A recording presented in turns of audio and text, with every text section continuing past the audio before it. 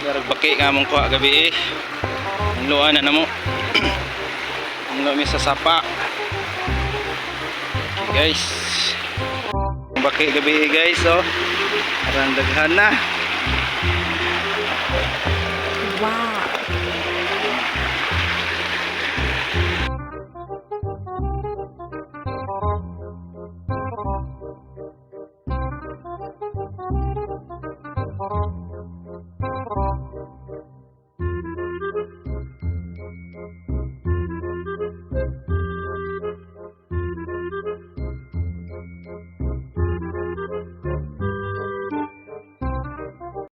Mana guys, so arang na pwede pang pulutan, pwede pang sudan.